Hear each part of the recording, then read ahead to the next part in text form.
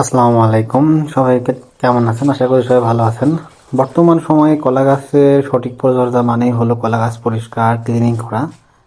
গাছের সাইডে চারা বা পোয়া যাকে বলা হয় এগুলা ক্লিন করা, এগুলা বর্তমানে খুবই দরকার।